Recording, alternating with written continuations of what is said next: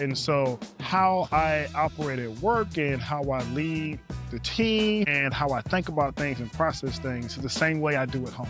So even at home, we have weekly meetings on like what's happening next week, what are we doing? We have continue to have financial meetings, just like I have budget meetings at work. Continue to have updates on where we are with different projects at work. Where are we with different initiatives and things at home, like with sports and life and jobs, but also too at work, you network and you mingle. So at home, continue to network and mingle and have times and relationships with friends. So for me, it's not 50% over here, 50% over here. It's meshing everything together, because if you think about how much time we spend working, sometimes some of us spend more time working with people than we do in our personal life, because that's just how our jobs and how our careers are. So you have to mesh them together and to find the synergy between both. Yeah. Ah, da, da, da, da. Ah, da, da, da. Hey, hey, hey, hey. Sneakers on the pavement, dreams in motion. Cars in the driveway, life we're coasting. Leadership in every step we take. How you lead yourself, decide your fate. Sneakers, cars, leadership, style, drive, influence. Sneakers, cars, leadership. Hey. How you move shows who you is. We talking footwear and rides, but it's deeper than that. How you walk through pressure, how you steer through the gaps. Leading self before you ever led a team. Discipline in the quiet, vision in the unseen. Friendships built strong, trust over time. Marriage and purpose, hearts aligned. Parenting with presence, showing the way. Leading by example every single day. Influence over title, respect over control. Community impact, mind, body, soul. From the streets to the boardroom, faith in the plan. Mentorship matter, reaching back, lending a hand. Sneakers laced tight, cars ready to roll. Leadership starts with mastery of self-control. This is growth, this is purpose. This is how we live. Sneakers, cars, and leadership. Yes, yeah. Oh.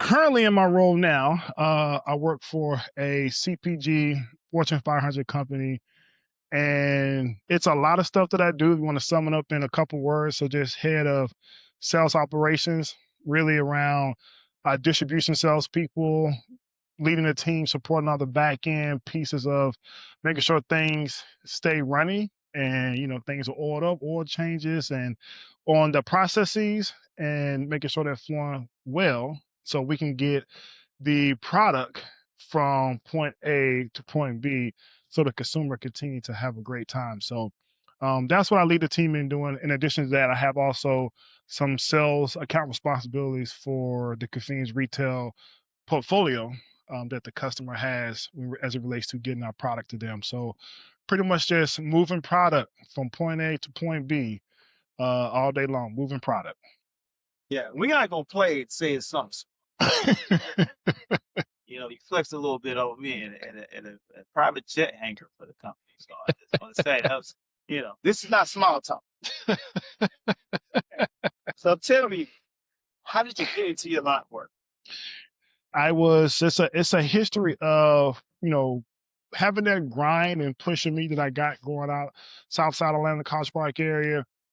First job was working at Foot Action, managing the stock room. And then from there, saw an opportunity where I had three choices my senior year of high school. So my mom said, you have three choices because I can graduate early. So she said, you can go to college, get a job, and go in the military. As I've done a lot throughout my career, I said, I'm going to pave my own way and I'm going to stay here in school and then become an apprentice. So I became an apprentice for the drafting teacher in our high school. And during that time, these kids kept coming in, they would sign a sheet of paper and then leave. And so I asked them one day, I said, what are you doing? And they said, oh, we're working on a nature center grant that the school had got. And I said, well, I want to get in on that. So I met with assistant principal. And at the time, this was my first introduction to architecture. So we back up architecture, how you get from architecture to where you are now working in the CPG space. Worked on that, had the Japanese garden. And I like drafting. I like architecture, putting stuff together, and seeing something come to life. And so what I did was I went home. We were living in Riverdale, Georgia at the time, Clayco area. I picked up the Yellow Pages and called every single architecture firm within like a 5-mile radius of where me and my mom was staying. One called me back. And so at that time, that person was the head architect for Chick-fil-A. This is the Chick-fil-A before y'all know it as today. But this one, when their office used to be off of Riverdale Road. And so he had his own firm. And so I would go to school, leave about 1:30, 2 o'clock, come all the way back from Sandy Springs, Georgia to Riverdale, go to this firm. I would work in this firm till about 6, 7 o'clock, and then leave and go over to my other job that I had at Publix. And so I did that all throughout my senior year, all throughout the summer, and had the opportunity to go to school. So I ended up going to Johnson Wells University in Providence, Rhode Island. So why'd you go there? Well, this is one of those things where I had the opportunity to go there or get a full ride to Morehouse. I know now, but at the time I didn't choose Morehouse because I said I didn't want to go to all boys school. I want to choose a co-ed school. Not knowing that, wait a minute, Spelman is right next door, and later we find out that I ended up marrying my wife who went to Spelman. So, who knows? Funny how life turns around and comes back to you. So went there and I was in school, did my freshman year, and I realized I could make more money just going back into architecture because I was making good money at that time. And so came back that summer after my freshman year and said I'm not going back. Got a job working at an architecture firm, Lane and Associates. And it was actually ran by, it was opened and started by one of the first Black registered architects in Georgia. And so had that firm, worked there for about a year. We went from there and went to Stanley Love Stanley, which was owned and founded by the first Black male architect to graduate from Georgia Tech, who ended up marrying the first Black female um, architect to graduate from Georgia Tech. And so worked for there for a couple of years and then had an opportunity to help a new firm that was moving to Atlanta open up their architectural office, engineering office here in Atlanta. So came in, helped build that up, and it was a great experience. And so got to work on some big projects.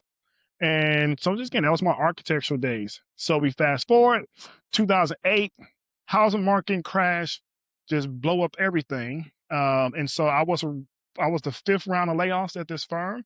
Because one of those things like, hey, well, you helped us build the firm. We're only going to be right and say, hey, we'll let you go after the fifth round versus the first round. And I will tell you, I saw it coming, but it hurt.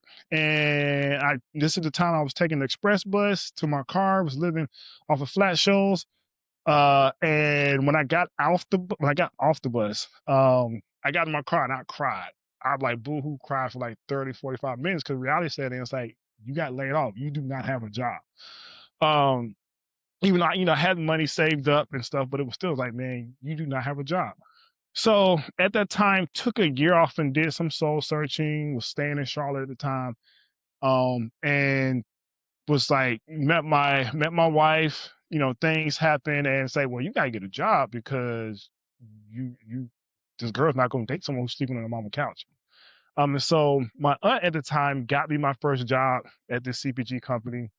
And it was it was frontline. It was the first entry-level job into the entire company as a merchandiser, stocking shelves 3, 4 o'clock in the morning. And through that, I knew that I wanted to continue to climb through the company, possibly get into marketing. And I remember the merchandising manager saying, hey, you're not going to be here this long, because he came to see how I just take pride in the work that I do.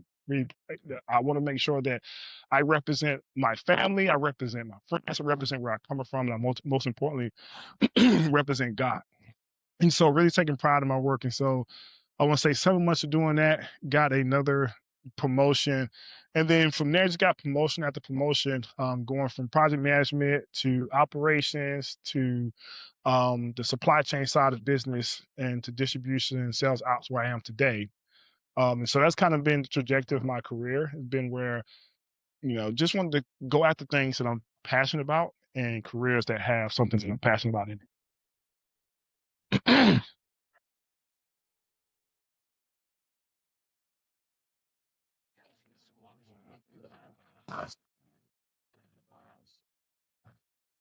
Let's go to all right. What license has your work life taught you?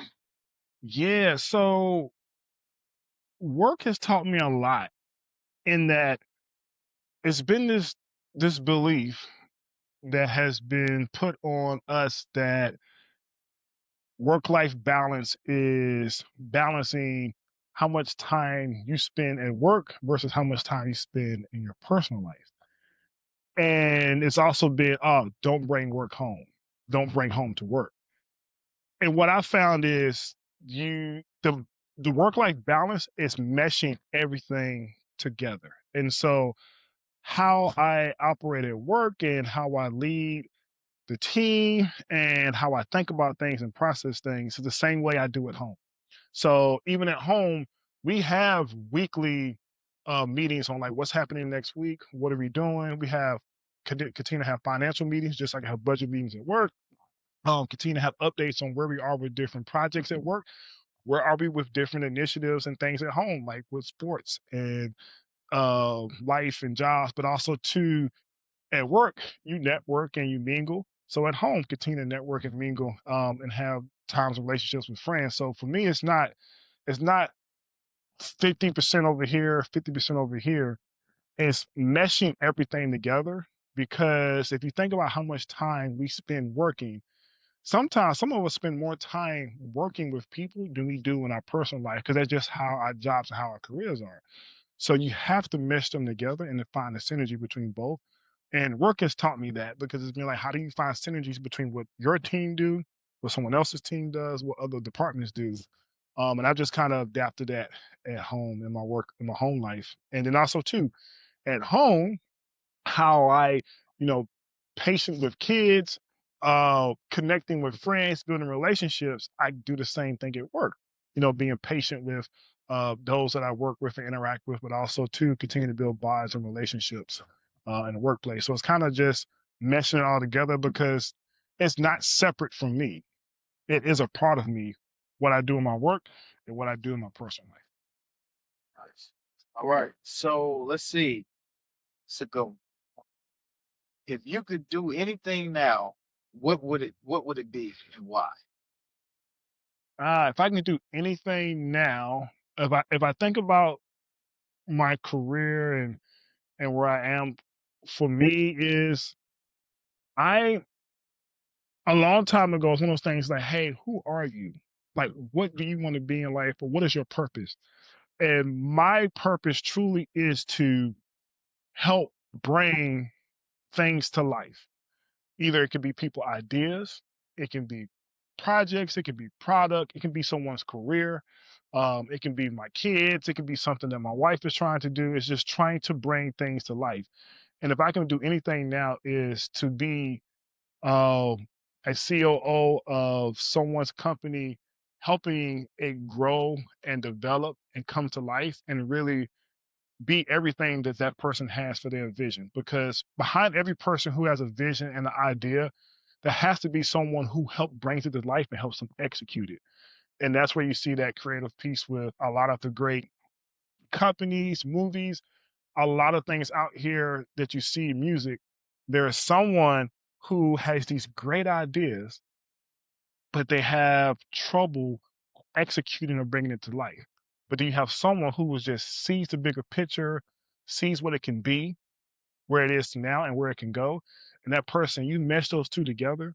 And that's when you have unstoppable companies that continue to rise and grow, unstoppable families, unstoppable friendships, relationships, everything is just unstoppable when you know what part and what place you play. Either it can be in the game, if sports person, It can be in life, whatever it is, knowing your part and knowing what you're great at is what I would continue to love to do and want to keep doing at a higher level. Okay. So last question and sum this up. All right. Do you plan on retiring? If so, when and how do you feel about Yeah, so I I do. It's not more so plan on retiring. I do plan on shifting careers, and what that means is when God says, "Hey, my season is up," as it relates to corporate America, my plan again, want to make God laugh is, hey, tell God what your plan is. So my desire, if it's God's will, is I want to teach at a collegiate level and just give back to the next generation of leaders who are entrepreneurs, who are working in corporate America, who is working in nonprofit sector, doctors, lawyers, whatever you're working in. I want to be a professor to help cultivate them and give them nuggets that they need to think about now before before they graduate. Because a lot of times you go through school, you go through college, and even high school, whatever school you go through learning what you need for that season. And a lot of times you don't get poured into on what you need for the next season. So how are you getting prepared for the next season? And that's what I want to be able to do till God calls me.